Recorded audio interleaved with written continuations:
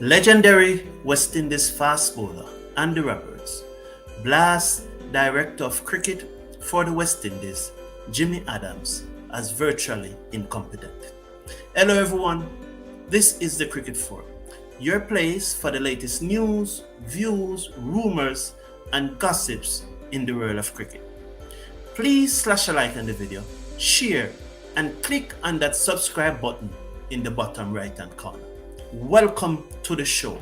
There's a tropical storm affecting Jamaica, and I hope I get through this broadcast before it affects the internet. This is a part of what Roberts had to say yesterday. Do you think that the cricket board has been watching the performance of the director of cricket over the years? So how have they not made that change for all this time? Those were the words of Andy Roberts. I remember earlier this year when the Ashes series ended in January and England lost 4-0 to Australia. The first person that was fired was the CEO, the director of cricket, the managing director of cricket, Ashley Giles, was the first person that the England and Wales Cricket Board fired. Chris Silverwood was later fired, Graham Thorpe also was fired, and Colin Wood was filtered out of the process. So why is it the West Indies is performing so badly and yet still our director of cricket remained in his job? I am never one who will say that somebody should lose their job. I'm never want to see somebody lost their job. But is Jimmy Adams doing a good job? And West Indies cricket is suffering because they have been called that Jimmy Adams is not doing a good job. Now, I want to compare the performance of West Indies and New Zealand over, say, the last 10 years. And why I'm going back to 10 years is because of a comment that Darren Sammy made on the 5th of August 2012 after we have just finished playing 3 ODI against New Zealand, 2 T20 and 2 test matches. Of those 7 matches, New Zealand only won one of them when they made 260 and they were bowled out for 260, and the West Indies replied with, I think, 161. We never batted properly. If I remember correctly, Russell gets something like 42 or 43 off 24 balls. But this was a comment that Darren Sammy made on the 5th of August 2012, when we just finished playing New Zealand. He said, we have bowled them out every time we have played them this series. That was New Zealand in 2012. We bowled them out every time. That means in the 2 T20 they were bowled out, in the 3 ODI they were bowled out, and in the 2 test matches they were bowled out. West Indies won the T20 series 2-0, the ODI series 2-1, because that was the only match that New Zealand won, one of the one-day match, and West Indies won the 2 test matches 2-0. That same New Zealand team from 2012. I'm just going to take a look at the achievement of that New Zealand team that could not bat against the West Indies in 2012. This is that New Zealand team that could not bat against the West Indies in 2012. In the T20 World Cup in 2012 and 2014, they were knocked out of the group stages. That means the team was just growing. They were knocked out of the group stages in 2012 and 2014. In 2016, they lost to England in the semi-finals of the T20 World Cup. And in last year World Cup, they lost to Australia in the finals. So this same team that could not bat 20 overs in 2012, by 2016, they were in the semi-finals of the World Cup. And by 2021, they were in the finals of the T20 World Cup. The same team that could not bat 20 overs against the West Indies. Look at the ODIs. They lost the ODI finals to Australia in 2015, and in 2019 again, they lost the ODI's finals to England. And you remember that famous victory, that controversial victory at Lord's for England in the 2019 ODI World Cup finals. So this same team that could not bat 20 overs against the West Indies in 2012, this is their progression. And last year, they won the Test Championship. This is the same New Zealand from 2012. Look at the West Indies record since then. Yes, we won the World Cup, the T20 World Cup in 2012 and 2016. We were winners then. In 2014, we reached the semi-finals. But in 2021, we were regulated from the Super 12 after winning only one of our 5 matches in the Super 12, including being bowled out for 55 by England in 2021. So this was a team that in 2012, New Zealand could not bat 20 overs against us. But that same New Zealand team, by 2021, they were playing in the finals of the World Cup, and the West Indies was being regulated from the Super 12. In 2022, we did not qualify for the Super 12. We were knocked out from the group stage in the World Cup. And this New Zealand team, the present World Cup that they are looking at, New Zealand appears that they are on their way to the semi-finals, as they are at top of their group with good run rate. In 2015, they lost in the quarterfinals. West Indies, no, this is West Indies.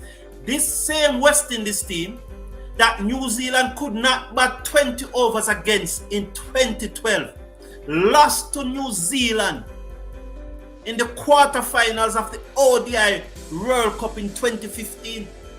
And also in 2019, West Indies, because of their status, because of their ranking and the ODI table, where they rank below 8, they have to play a qualifying tournament in Zimbabwe to reach the 2019 World Cup. And luckily, Scotland felt aggrieved, because if you remember that decision that went against Balbirnie in that match just before the rain came, what the Barbados half spinner name, if you remember the Barbados half spinner, he got Balbirnie out leg before, when television replay and ball tracking show that the ball would have missed another set of leg stump, another set of stump, and he was given out leg before, and that switched the Duckworth-Lewis in favor of the West Indies, and rain came. So if it was not for rain, West Indies would have not have made it to the 2019 World Cup, ODI World Cup. But yet still, although we reached there, we were knocked out in the group stage. We did not progress, and yet still New Zealand reached the finals. So the point I'm making here, in that over 10 years, New Zealand, we played 7 matches against them in 2012, 2 T20, 3 ODIs, and 2 test matches. And on all of those occasions, we bowled them out. And yet still 10 years after, we are at the bottom of the pile, and the same New Zealand is now winning competition, reaching the finals of a competition, topping their zone. But why should that be? Because I look at it, I look at a number of things. New Zealand population is 5.1 million. That population is smaller than the English-speaking Caribbean. Jamaica population alone is 3 million. Trinidad is 1 point something, and the rest of the Caribbean will make it bigger than New Zealand, and when you had Guyana. So New Zealand population is smaller than the West Indies population. So why are they progressing more than us in cricket? It is not that they have more talent than us. If you look at that chart, we and New Zealand gets the same amount of money from the ICC, $117 million since 2015. They do not get more money than us. Their population is not bigger than us. So why in 2012 they could not bat 20 overs against us, but by 2021 they were winning Test Championship, They were reaching finals of World Cups and so on, and we are sinking further and further and further and further down. The director of cricket for West Indies, James Adams, have questions to be answered, and these questions must be answered and steps must be taken. If he cannot manage the job, he should be removed from his position as director of cricket, because the cricket is going down and down and down and down. And how long are we going to wait? How further should it reach before we take a stop to this? Should Jimmy Adams go? Let's hear what Robert said. I hardly hear the director of cricket saying anything concerning the development of cricket. I think Jimmy has been on a joyride for a long time. Do you ever hear Jimmy Adams saying anything about cricket? Do you ever hear him talking about the development of cricket in the Caribbean? I agree with you. We need more cricket tournament in the Caribbean, and I'm coming to that. Do you ever hear Jimmy Adams talking about anything about cricket in the Caribbean? He always talking about fitness. This is what Andy Roberts is saying. Is the fitness of he's saying that I have never heard Adams. I've always heard Adams talking about the fitness of the players. And this portfolio is to enhance the skills of the players. That's what he should focus on. Ireland are more skillful than us. Zimbabwe are more skillful than us. And it shows. It shows. So what are we doing for the development of the cricket in Jamaica? Now we are playing the Super 50. Most of the players are going to play 6 matches, and then they will not take part in another List A game for the year or next year this time, because we do not know when. West Indies cricket is so poorly run that we do not know when the next List A tournament, that's what they refer the 50 over regional tournament, is classified as a List A tournament. We do not know when the next List A tournament is going to take place. Now, most of the cricketers will be playing 6 matches, and after that, that's it. It finished with 50 over cricket for the year or for our next 12 months. I'm saying, how are you going to develop the cricketers when most of them are only playing 6 games for the year? 6 ODI games for the year. How are you going to develop the cricketers when most of them are only playing 5 4-day games for the year? How are we going to develop the cricketers when there's no T20 tournament in the region except for the CPL? We must play more tournaments if we want to develop our cricketers and if we want to be competing. Because as I showed you, New Zealand doesn't have more people than us. New Zealand is not getting more money from the ICC than us. So why is New Zealand going forward and we are going down? Why? And James Adams, as the cricketing director or the director of cricket for the West Indies, must answer these charges. And if he cannot provide a solution, we must part way with him. We must.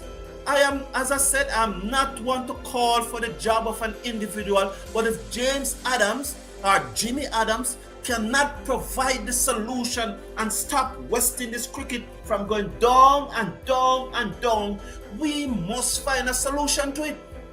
Now, look here. I think that at least we should be playing 3 rounds of 50 over tournament, of regional 4-day cricket, at least 3 rounds, so that the players then get 15 matches a year.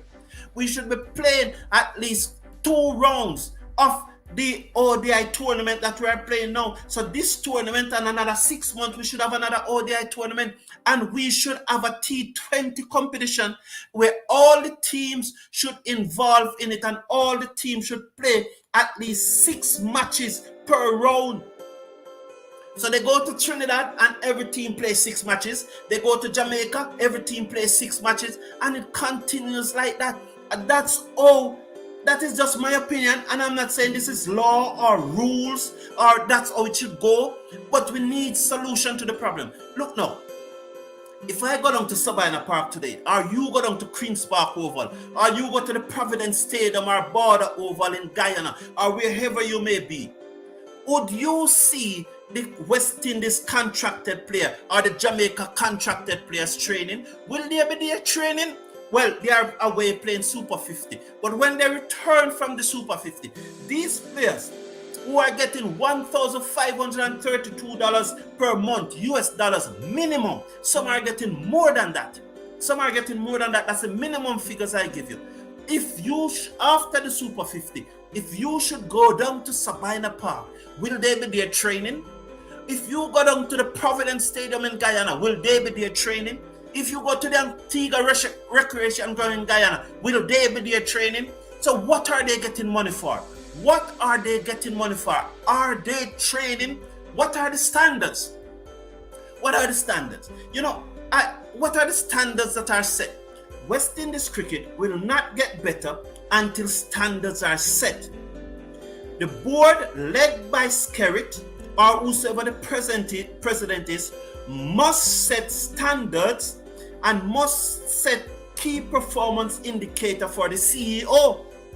And the CEO must do likewise for the director of cricket.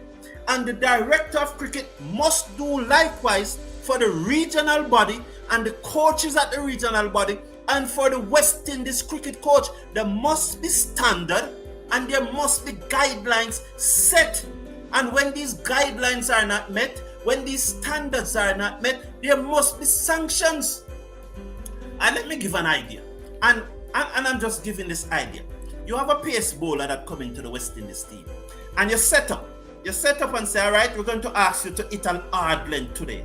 So the hard length is between, say, 6 to 8 meters from the base of the stump and from the middle stump to the fifth stump. And you mark out that area and you said to the bowler, I'm going to ask you to bowl 36 deliveries and I'm going to ask you to hit that spot. And the bowler bowled 36 deliveries and he only hit that spot 18 times. What do you do with him? You said X, or you said whatsoever his name is. My name is Brown. So you said, Brown, listen to me. 18 times out of 36 in international cricket is not good enough. I am going to keep you here, but I'm giving you 2 weeks to hit it 24 times out of the 36. So you're going to train. Even when I'm not here, you're going to practice on your own.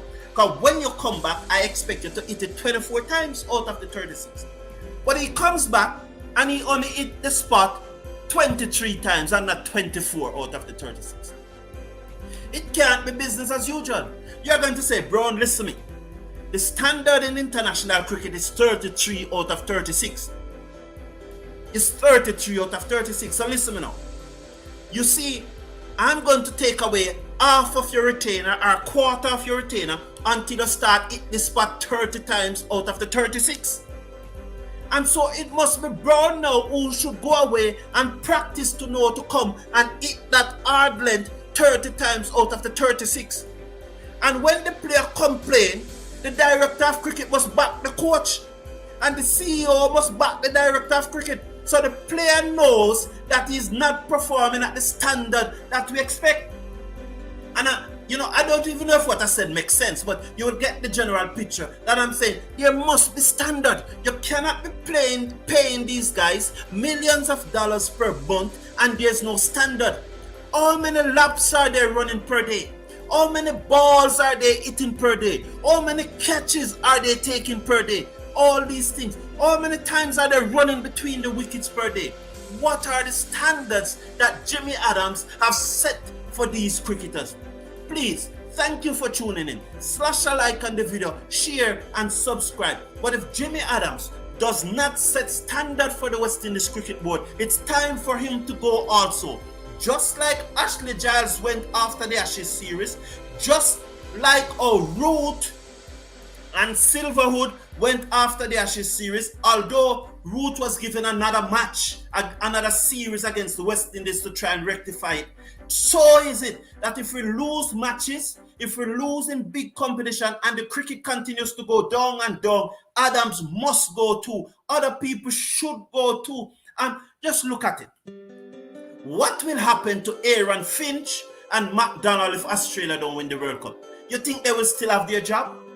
Babar Azam, you think Pakistan will still keep him?